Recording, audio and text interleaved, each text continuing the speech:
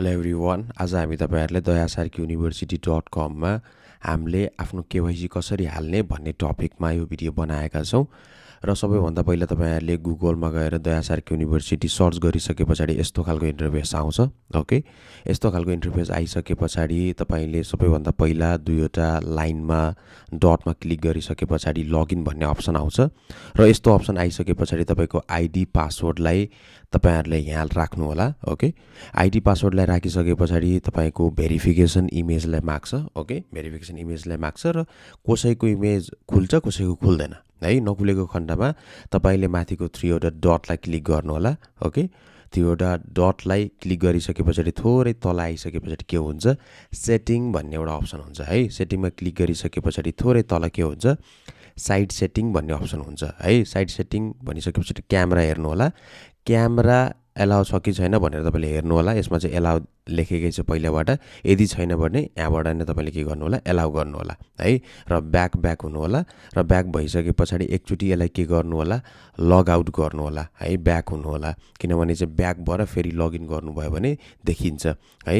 र यसरी चाहिँ तपाईले यहाँ हेर्न सक्नुहुन्छ, यो चाहिँ क्यामेरा के भएको छ, अन भएको छ हैन। के यदि क्यामेरा अन भएको छैन भने है। र फेरि तपाईले दुईटा डटमा क्लिक गरिसकेपछि तपाई केमा जानु होला, ड्याशबोर्डमा गइसकेपछि क्यामेरा अन हुन्छ र तपाईले के गर्नु होला, आफ्नो अनुहार देखिने तरिकाले के गर्नुपर्ने हुन्छ, तपाईले क्याप्चर गर्नुपर्ने हुन्छ इमेज है। र यसरी क्याप्चर गरिसकेपछि तपाई कहाँ जानु होला, नेक्स्ट स्टेपमा जानु होला है। नेक्स्ट स्टेपमा गइसकेपछि अब सबैभन्दा पहिले ध्यान दिनुपर्ने कुरा के छ भने, तपाईलाई आफ्नो फोटो खिचिसकेपछि डकुमेन्ट टाइपमा तपाईको सिटिजनशिप हैन धेरै कुराहरु के गरेको हुन्छ, मागेको हुन्छ है। तपाईले यहाँ हेर्न सक्नुहुन्छ, सिटिजनशिप हैन, त्यसपछि चाहिँ तपाईको पासपोर्ट है, त्यसपछि चाहिँ भोटर कार्ड, तपाईको प्यान कार्ड है, बर्थ सर्टिफिकेट र तपाईको नेशनल आइडेन्टिटी कार्ड माग्या हुन्छ है।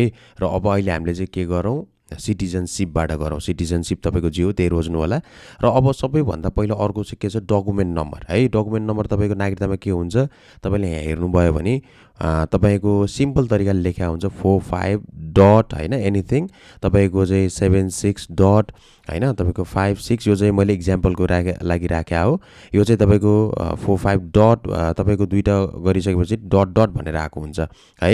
यो चाहिँ तपाईले राख्नु होला। र पुरानोमा चाहिँ तपाईको जस्ट एउटै अङ्कमा 56 समथिङ त्यो फर्मेसनमा राख्या हुन्छ है। तपाईले चाहिँ नयाँ हुनुहुन्छ भने नयाँ फर्मेसनमा तपाईले के गर्नु होला, 45 डट हैन, तपाईको दुईटा अङ्कपछि डट हुन्छ, त्यो डटलाई चाहिँ राख्न चाहिँ नबिर्सिनु होला। त्यो डकुमेन्ट तपाईले के राखिसकेपछि, नम्बर राखिसकेपछि तपाईले आफ्नो डकुमेन्टको फोटो अपलोड गर्नुपर्ने हुन्छ है। फोटो चाहिँ के गर्नु होला, होरिजेन्टल्ली है, 1300 मैले जस्तो यहाँ देखाएको छु नि, 1300 छ नि होरिजेन्टल्ली है। यो चाहिँ अगाडिको राख्नु होला, होरिजेन्टल्ली नै राख्नु होला।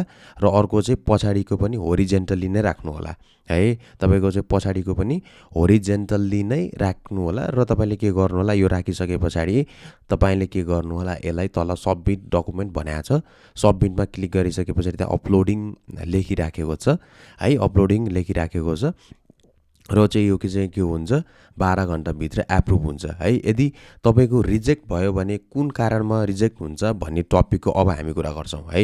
यदि यो तपाईको एप्रुभ हुन्छ या रिजेक्ट हुन्छ, अब रिजेक्ट कुन रिजनमा हुन्छ भन्ने टपिकमा के गर्छौं, अब म चाहिँ तपाईलाई भन्छु है त। र यहाँ तपाईले हेर्न सक्नुहुन्छ। र अब हामीले के गर्छौं, लगइन गर्छौं। ओके, आईडी पासवर्डलाई लगइन गरिसकेपछि तपाईले के गर्न सक्नुहुन्छ, यसमा के देखाएको छ, भेरिफिकेसन इमेज एरर भनेर तपाईको रिजन देखाएको छ। केवाइसी भेरिफिकेसन इज रिजेक्ट भनेर माथि पढ्नु होला, रातो अक्षरमा के हुन्छ लेखेको हुन्छ। यसमा चाहिँ के भनेको छ, केवाइसी भेरिफिकेसन इमेज एरर भनेको यो तपाईको फोटो भएको छैन भनेको छ है। अब यसको लागि के गर्नु पर्यो, तपाईले ट्राई अगेन भन्ने एउटा अप्सन हुन्छ तल है।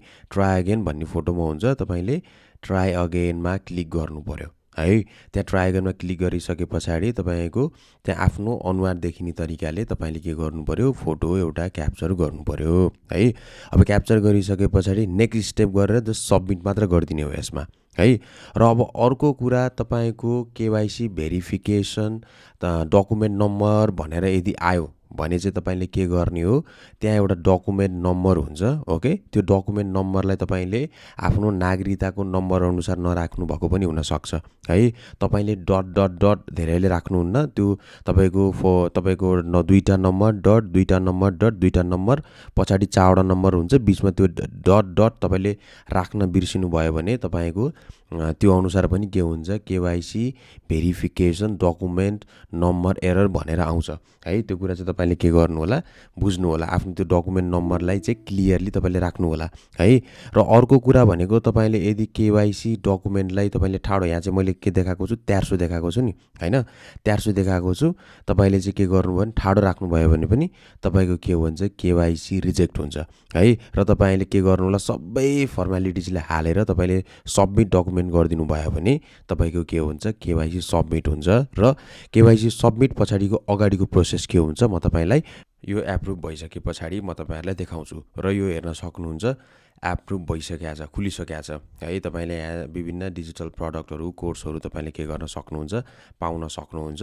र यस पछाडि कहाँ जान्छौँ हामी, अब एफिलिएट प्रोग्रामलाई इनेबल गर्नको लागि कहाँ जान्छौँ, तल यहाँ हेर्न सक्नुहुन्छ, एफिलिएट प्रोग्राम भन्ने के छ एउटा अप्सन छ है। एफिलिएट प्रोग्राममा क्लिक गरिसके पछाडि के गर्ने, तपाईँको थोरै तल आइसके पछाडि के हुन्छ, स्टार्ट अर्निङमा क्लिक गर्ने है। अब स्टार्ट अर्निङमा क्लिक गरिसके पछाडि एउटा के माग्छ, एउटा फोटो, बायोमेट्रिक फोटो खिच्न माग्छ है। अब तपाईँले के गर्ने, यहाँ क्याप्चर गर्ने है। अब क्याप्चर यदि तपाईँको यहाँ पनि क्यामेरा अन भएको छैन भने कहाँ जाने, सेटिङमा जाने, साइड सेटिङमा जाने र के गर्ने, क्यामेरालाई एलाउ गर्ने है। एलाउ गरिसके पछाडि तपाईँको यहाँ के देखिन्छ, यसरी फोटो देखिन्छ होइन। अब फोटो क्याप्चर गरिसके पछाडि सबमिट गर्ने। तपाईँको फिङ्गर प्रिन्ट गर्नु परेन, फिङ्गर प्रिन्टलाई पनि के गर्ने, सबमिट गर्ने। र सबमिट गरिसके पछाडि यहाँ के लेखिएको छ हेर्न सक्नुहुन्छ, कन्फर्म विथ एफिलिएट प्रोग्राम भनेर के गरेको छ, लेखिन्छ है। अब लेखियो र लेखिसके पछाडि यसलाई कन्फर्म गरिसके पछाडि तपाईँको के हुन्छ, तपाईँको यो चाहिँ 12 आवरभित्र तपाईँको एप्रुभ भएर तपाईँले ड्यासबोर्ड सबै कुराहरू तपाईँले के गर्नुहुन्छ, पाउनुहुन्छ है त। अब यो यदि रिजेक्ट भयो भने कसरी रिजेक्ट हुन्छ भन्ने कुराहरू हुन्छ। यो तपाईँको ओन्ली भेरिफिकेसन इमेज मात्र रिजेक्ट हुन्छ है। यो तपाईँको फोटो नै क्लियर आएन भने रिजेक्ट हुने हो। र यसरी हेर्न सक्नुहुन्छ, यसमा यदि रिजेक्ट आयो भने तपाईँले फोटोलाई नै क्लियरली तपाईँले के गर्नु होला, अपलोड गर्नु होला।